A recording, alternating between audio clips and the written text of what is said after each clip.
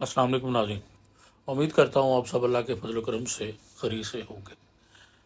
खौफनाक नावल 16वां साल की किस नंबर 8 के साथ हाजिर खिदमत हूँ।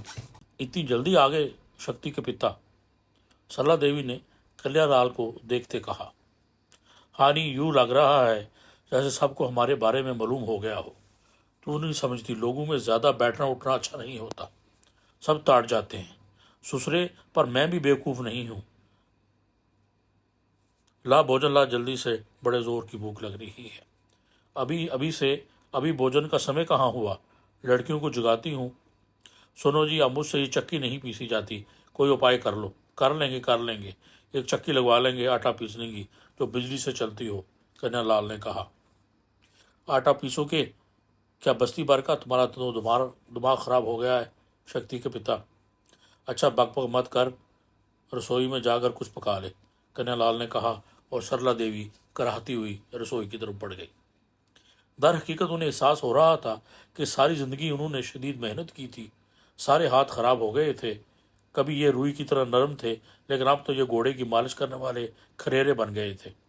रसोई में भोजन बनाते हुए भी वो सारी जिंदगी अपने साथ होने वाली नाइंसाफियों के बारे में सोचती रही, और फिर उन्होंने इस वक्त चंद फैसले किए। इस वक्त कन्यालाल भोजन कर रहा था जब किसी ने दरवाजे पर दस्तक दी। सरला देवी दरवाजे पर चली गई थी और बाब राम सहाय खड़े हुए थे। जय राम जी की भाभी जी, कन्या घर में है? हाँ राम भैया, बुलाऊं? भोजन कर रहे हैं। तभी तो ठीक है उसकी? हाँ ठीक है बिल्कुल, सुबह को निशान करने गया था। तो फिर क्या हुआ? मेरा मतलब है वो काम पर नहीं गया। कोई बात है सहाय जी? काम पर कब से नहीं जा रहा? तुम तो परेशान हो गई हो भाभी जी। मैं परेशान हूँ ना हूँ, तुम्हें इससे क्या परेशानी? देवी जी किसी कदर बिगड़ गई। मेरा मतलब है कि घर का खर्च कैसे चल रहा होगा? भीख मांग कर चला रहे हैं खर्च में। क्या मैं कहती हूँ, लोग दूसरों को क्या समझते हैं, खुद क्या औकात है तुम्हारे? एलो वाह, आज कन्यालाल ने बर्तन नहीं बनाए तो सबको फिक्र हो गई। अरे तुम जैसों को खरीद कर फेंक दें हम, टंट पूजिए कहेंगे। देवी ने दहाड़ से दरवाज़ा बंद कर दिया और राम सहाय जल्दी से पीछे हट गया। और वहाँ से पिटते हुए उसने उस वहाँ से हटते हुए उसने सोचा, भगवान रहम करे, सारे घर की हालत एक जैसी हो गई है। कन्यालाल ही नहीं, देवी जी का दिमाग भी पर भी असर हो गया है। ठाकर बनवारी लाल बेचारे की दिल में भी दया जागी। बरसों से कन्या लाल इस गांव में रह रहा था, सीधा साधा कुम्हार, किसी के लेने में न देने में, सबसे झुककर मिलने वाला। परेशानियों में दिमाग उड़ गया। उससे बिगड़ने की बजाय उस वक्त उससे हमदर्दी की जरूरत है। 20 रुपये एक बार पहुंचे थे कन्यालाल के घर पर। दरवाज़ा देवी जी ने खोला। कैसी है तू सरला, क्या हाल है तेरे पति का? उन्होंने ठाकर की तरफ देखा और पूछा, कैसे आए ठाकर जी? सरला देवी, जो जीवन भर ऐसे ही तखातब की आदि थी, उस वक्त उसको अंदाज को बर्दाश्त न कर सकी। बस ये मरूम करके दुख हुआ कि कन्यालाल का दिमाग उल्ट गया है। मैं तुम लोगों की परेशानी जानता हूँ, बेचारा सारा दिन मेहनत करता है, मिलता क्या है उसे? ले ये 20 रुपये रख ले, काम आएंगे। वेद जी से दुआ ले आना। ठाकर साहब ने 20 रुपये सरला देवी के हाथ पर रख दिए और सरला देवी आग बगोला हो गई। जरा 1 मिनट ठहरो ठाकर जी। वो रुपये लेकर अंदर गई और फिर अपने संदूक से 40 रुपये निकाल कर बाहर आई और ठाकर साहब के 20 रुपये मिलाकर उनके मुंह पर दे मारे। ये लो ठाकर जी, आप ये 60 रुपये हो गए। बेकारी समझो हमें? आपने बुरे वक्त में भी किसी से कुछ नहीं लिया। क्या समझ कर दिए ये 20 रुपये तुमने? ले जाओ ठाकर जी, तुम्हारे घर को देख कर लगता है जैसे कोई भूत घर हो। चूना करा लेना इन पैसों से। अरे वाह वाह, आए साहूकार कहेंगे। सरला देवी ने दरवाज़ा फिर उसी कुएं से बंद कर दिया। ठाकर बनवारी लाल के तासरात भी राम सहाय से मुख्तलिफ नहीं थे। उन्होंने दूसरों से कहा, अपने अपने शनाजाओं से सरला देवी के प्रोत्साहन और उसकी सुख विद्या की ने कहा, मैं जानू हूँ उस घराने की विपता। क्यों, क्या हुआ? उसके पति ने पूछा। कन्यालाल की 6 बेटियां हैं। हाँ है, 7वीं लड़की उसे कहीं रोती हुई मिली थी। दया का मारा उसे उठा लाया। जंगल ब्यामानों में भूत चुड़ैलें ही मिलती हैं, वो भी कोई ऐसी है। सरला खुद मेरे पास आई थी और डर रही थी। मैंने उसे पंडित रामस्वरूप के पास भेजा था। फिर क्या हुआ? फिर तो मालूम नहीं, पर मेरी मानो ये सब कुछ उसी वजह से हुआ है। जरूर कोई चुड़ैल उसे घर में आ गई है। ये कहानी भी चंद घंटों के अंदर अंदर मशहूर हो गई। दिन गुजर गया। दोनों पति पत्नी एक कोने में घुसे बैठे रहे। लड़कियों को भी परेशानी थी। बचपन से होश संभालने के बाद से अब तक उन्होंने कन्हैयालाल को घर बैठे नहीं देखा था। आज क्या हुआ? शक्ति सबसे बड़ी थी।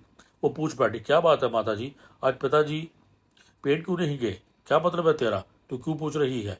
बोले थ्यारी, क्या भट्टे के पास चली गई थी? भट्टे के पास?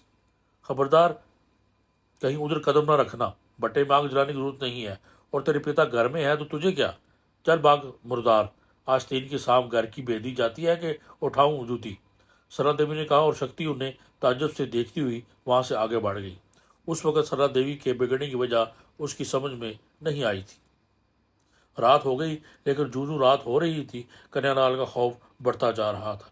उसे खतरा था कि रात को कोई घर में न घुस आए। इतनी बड़ी दौलत का मामला था, कोई मामूली बात तो नहीं थी।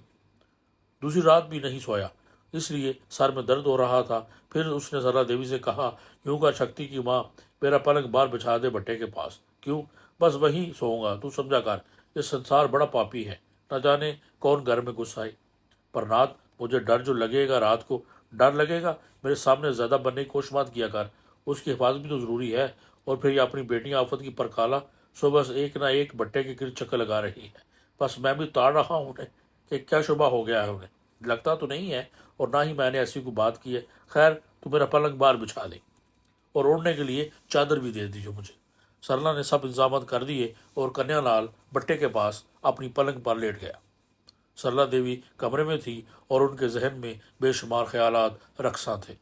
जब भी उसके जहन में चंपा का ख्याल आता तो पूरे बदन में थरथरी दौड़ जाती। लेकिन उन्होंने सोचा कि खुद को संभालना चाहिए, इसकी वजह से ही तो ये काम बना है। इतनी बड़ी माया उसकी वजह से तो मिली है। हाय राम, कैसे उसने इतने बड़े सांप को कैसे बाहर निकाल दिया? वरना माया का सांप कहीं ऐसे हाथ आता है?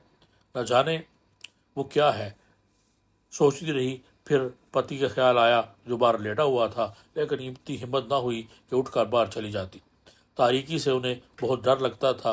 दूसरी तरफ कन्हैयालाल भी ख्यालात की खिचड़ी पका रहा था। उसने हवेली का नक्शा ज़हन में महफूज किया। हवेली कम से कम राधे श्याम की हवेली से बड़ी होनी चाहिए। गो के उसके गांव के मजदूर नाकाफी होंगे, किसी दूसरे गांव से मजदूरों को बुलाना होगा। अपने यहाँ के लोग वैसे भी ठीक नहीं हैं, मगर जगह कौन सी होगी? इतनी छोटी जगह में तो हवेली अच्छी नहीं लगेगी। जगह के बारे में सोचता रहा, फिर ही किसी ख्याल का उठा और भट्टे के पास गया। उसने भट्टे पर से लकड़ियाँ उठाई, फिर बर्तनों पर लगी हुई कच्ची मिट्टी की तय उखाड़ने लगा। फिर एक बर्तन को तोड़कर उसमें से चंद शफियाँ निकाली और उन्हें हाथ में लिए तारों की छाँव में देखने की कोशिश करता रहा। असली माया थी, कोई धोखा तो नहीं था, मगर उसका पता कैसे चलेगा असली सोना है? कोई तरकीब करना होगी। फिर उसे बाबूलाल जौहरी का ख्याल आया, जो सोने की बहुत अच्छी परख रखता था। फिर उसने सोचा, क्यों न बाबूलाल से ही इन अशरफियों के बारे में बात की जाए। ये बात उसने तय कर ली, और 4 अशरफियाँ अंटी में लगाईं। कुछ पट्टी से उसने टूटे हुए बर्तन को दुरुस्त किया, और लकड़ियाँ फिर लगाईं, और वापस पलटा तो एकदम दहशतदा हो गया। उसके पीछे प्रेमा खड़ी थी। हाँ पिताजी, ऐसे ही आँख खुल गई थी। आपका काम करते हुए देखा तो आपके पास आ गई। क्या आपका आँख मरते देखा मुझे? बोल, जल्दी बोल, कन्हैयालाल ने खौफजदा लहजे में कहा। भट्टा पका रहे थे पिताजी। अरे चल भट्टे की बच्ची, और हाँ, ये लकड़ियों को कभी आग न लगाना। आजकल मैं एक नई तरह के बर्तन तैयार कर रहा हूँ, वरना सारे बर्तन खराब हो जाएंगे। एक नई किस्म के बर्तन बना रहा हूँ, जा सो जा जाकर, कन्हैयालाल ने कहा। और प्रेमा शाने उचकाते हुए चली गई, और दिन भर यही सुनती आई थी कि भट्टे के पास न जाना, भट्टे के पास न जाना। न जाने भट्टे को क्या हो गया था। और वापस जाकर चारपाई पर लेट गई। कन्हैयालाल बेचारा आज भी नींद से महरूम रहा था।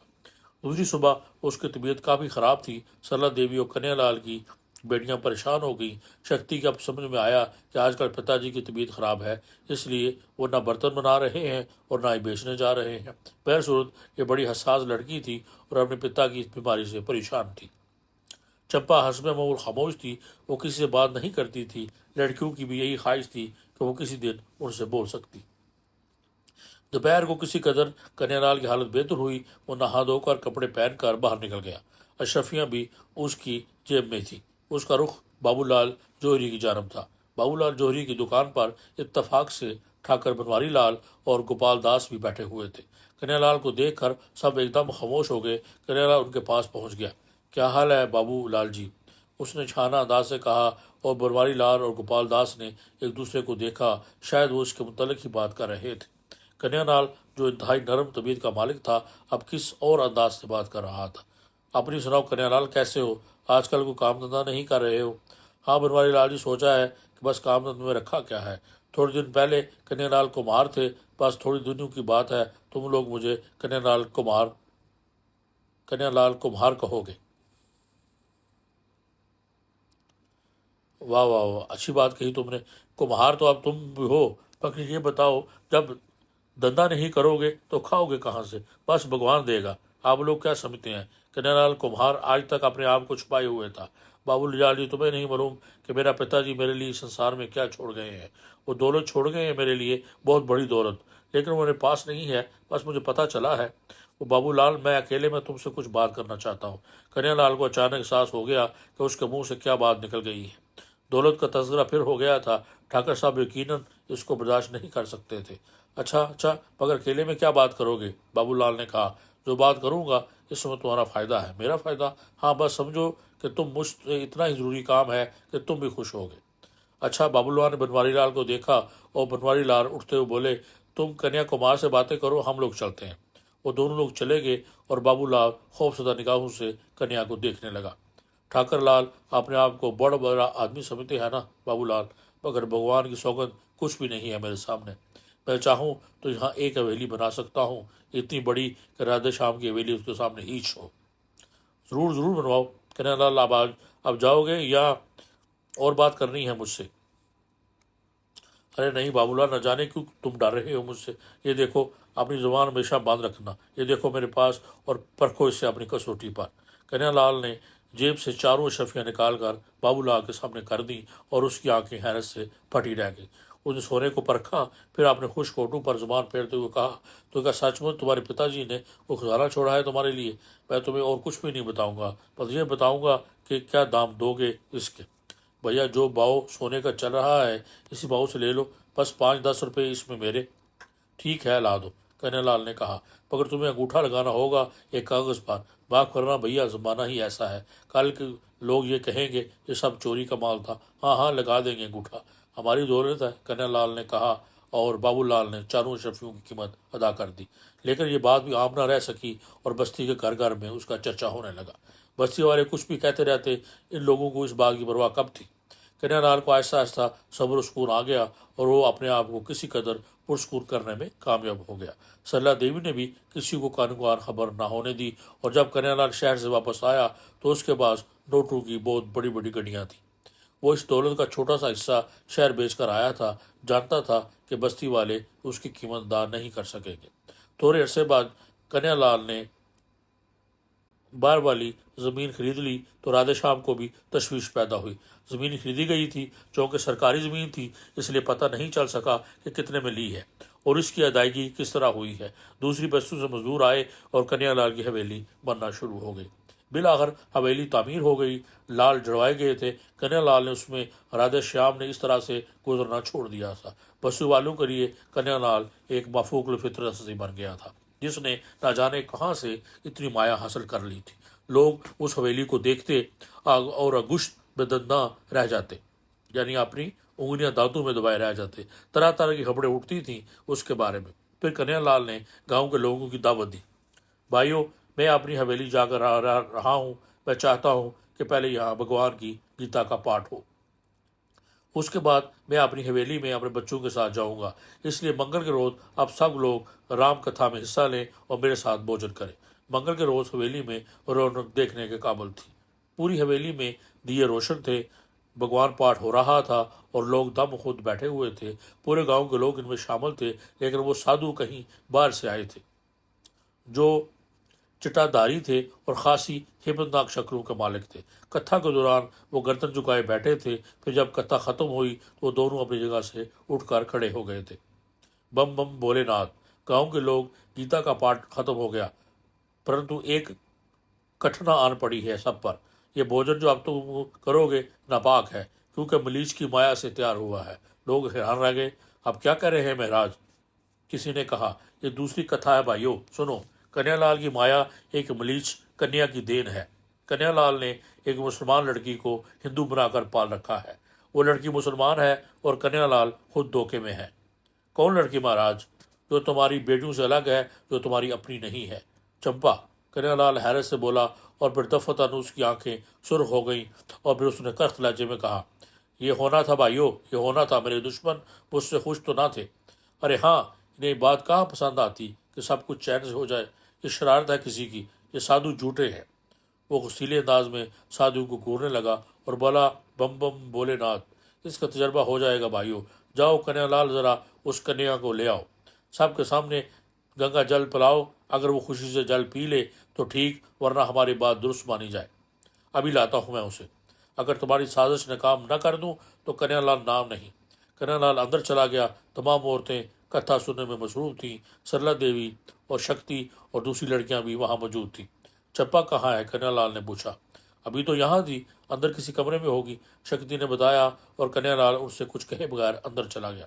उसने मुख्तलिफ कमरों में तलाश किया और फिर उसे एक कमरे में देख लिया। चंपा दीवार की तरफ पुष्ट किए बैठी थी। चंपा चंपा, जरा चल तो मेरे साथ, ससुरे झूठे कहेंगे, आज राम बेटा। और चंपा ने आस्ता आस्ता चेहरा घुमाया। उसकी आंखें रोशन थीं, तेज नीली रोशनी फूट रही थी उनसे। वो आंखें मालूम ही नहीं होती थी। चेहरे का रंग दूध की तरह सफेद हो रहा था और होंठों पर एक भयानक मुस्कुराहट फैल गई थी। फिर उसके हलक से एक भारी मर्दाना आवाज निकली, नहीं कन्हैयालाल, जाओ, भाग जाओ, भाग जाओ, वरना। वो अपनी जगह से उठ खड़ी हुई। कन्हैयालाल की दशनाक चीख पूरी हवेली में गूंज उठी। उसके बाद वो अपने हाथ पर काबू नहीं रख सका था और बार भाग गया था। उसकी समझ में नहीं आ रहा था कि ये क्या हो गया। बहरतूर बहुत देर तक वो बार घूमता रहा, किसी से दिल की बात भी नहीं की कह सकता था। फिर होश व हवास दुरुस्त हुए तो एक दरख्त की छांव में बैठकर उसने गौर करना शुरू कर दिया। बेचारी सरला देवी तो बहुत पहले से न जाने क्या क्या बातें कहती थी। एहसास खुद कन्हैयालाल को भी आया था, लेकिन उसने इतनी कभी गौर नहीं किया। फिर जिस तरह लड़की इसके लिए भगवान साबित हुई थी, उसने तो सोचने समझने की कुव्वतें और भी छीन ली थी। लेकिन अब क्या हुआ, अब क्या होगा? कन्हैयालाल बीवी के दिल की बात नहीं बताना चाहता था। उसकी हालत और भी ज्यादा खराब हो जाएगी। चनाचे अपने आप को संभाले रहा। कार में दाखिल होते हुए अब उसे खौफ महसूस हो रहा था। उधर पंचायत में ये बात तय आ गई थी कि वो लड़की को पंचायत में लाकर गंगा जल पिलाएगा।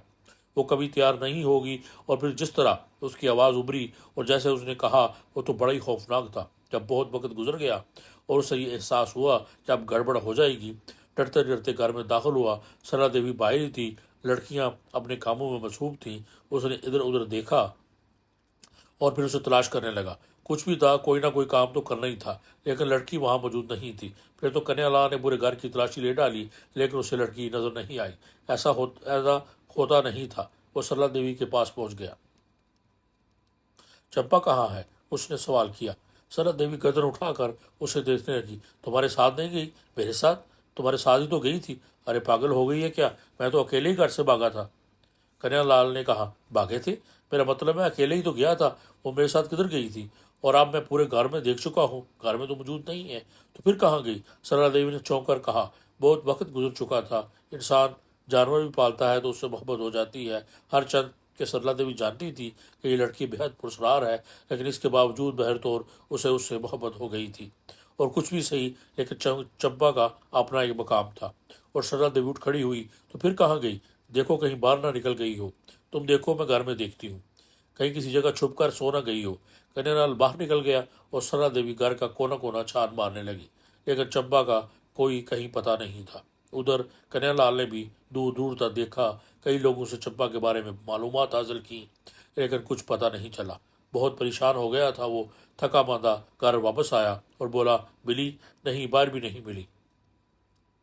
आहर कहाँ गई, भगवान ही जाने। अब क्या होगा? दोनों सोच में डूब गए। लड़कियों ने भी चंपा के बारे में लालिमी का इजहार किया था और वो लोग उसे हर जगह तलाश करते रहे, लेकिन कहीं भी उसका पता नहीं चला। कन्हैयालाल उस बात को तो भूल गया था कि इन दोनों बदमाश साधु ने इस सिलसिले में क्या कहा था, लेकिन अब उसे चंपा की फिक्र थी। आहर कहाँ गई? एक बार घर से दोबारा निकला और फिर आधी रात तक चंपा को जगह जगह तलाश करता रहा। वीरानों में ऐसी इमारतें जो खाली पड़ी हुई थी। बस्ती के बेशुमार लोग उसने चंपा के बारे में मालूमात हासिल की, लेकिन कोई पता नहीं चल सका।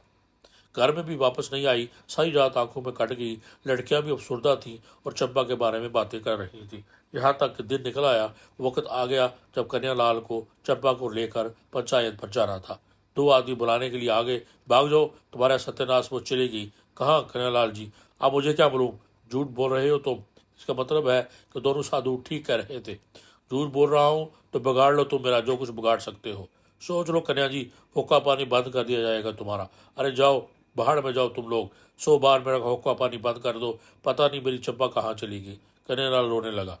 फिर वो दोनों आदमी वापस चले गए और कुछ वक्त के बाद पंचायत की तरफ से कन्यालाल के लिए बुलावा आ गया। कन्यालाल की आंखें रो रो कर सुर्ख हो रही थीं। वो रोता हुआ पंचायत में पहुंचा था और वहां वो दोनों शैतान साधु मौजूद थे। दफअतन कन्यालाल के दिल में ख्याल आया और वो साधु के सामने जाकर उन्हें गौर से देखने लगा। फिर उसने कहा, कहाँ है चंपा? हमसे पूछ रहे हो? सुन लिया हमने कि तुमने चंपा को गायब हो जाने की कहानी सुनाई है। देखो पापियों, तुमने मेरी बच्ची को गायब कर दिया है। अब मैं समझ गया, तुम ही ने उसे कहीं गायब कर दिया है। निकाल दो, नहीं तो मैं। देखो कन्यालाल, क्यों तेरी मौत आई है। हम तेरा वो हशन करेंगे कि तू याद करेगा। झूठ बोल रहा है, ये लोग झूठ बोलते हैं, पापी हैं, हत्यारे हैं। झूठा तू है कन्यालाल। अरे पापियों, मैं झूठा हूँ तो तुम मुझे एक बात बताओ, मैंने अगर उसे छुपा दिया है तो क्या उसे जीवन भर अपने घर में नहीं लाऊंगा? कहाँ छुपाए रखूंगा उसे? अरे मैंने उसे अपनी औलाद की तरह पाल लिया है। मगर कन्यालाल हुआ क्या? बस गायब हो गई वो। मगर कैसे? पता नहीं, भगवान ही जाने। कन्यालाल रोता हुआ बोला। साधु उसे मजाक उड़ाने वाली निगाहों से देख रहे थे। फिर उन्होंने सरपंच से कहा, ये सब झूठ बोल रहे हैं। ये समझ रहे हो सरपंच, ये झूठ बोल रहे हैं। वो मुसलमान लड़की थी और मगर ये बेवकूफ़, फ़ौरन वो मुसलमान थी या हिंदू, ये तो बाद की बात है। तुम ये बताओ कि वो गायब कैसे हो गई? गायब हो जाना कोई मुश्किल काम नहीं, और ख़ास तौर से उस जैसी लड़की के लिए। दोनों साधु अपनी जगह से खड़े हो गए। तो ज़रा तुम गायब होकर दिखा दो मुझे, कन्यालाल ने कहा, और दोनों साधु हंसने लगे। फिर उन्होंने अपने दोनों हाथ उठाए और चेहरे गिर्द लपेट लिए, और दूसरे लम्हे देखने वालों ने एक अजीब तमाशा देखा। दोनों साधु अपनी जगह से गायब हो गए थे। ये क्या हुआ? एक ने दूसरे से सवाल किया, लेकिन जवाब किसी के पास नहीं था। साधुओं का अब दूर दूर तक पता नहीं था। ए भगवान, वो साधु थे या शैतान? सरपंच ने कहा, और सब एक दूसरे की सूरत देखते रह गए। तो ये थी जी किस्म 8। इसके बाद क्या हुआ उसके लिए देखते रहिए इस चैनल को। अब इजाज़त दीजिए, अपना बहुत ख्याल रखिए और मेरे चैनल का भी। अल्लाह हाफ़िज़।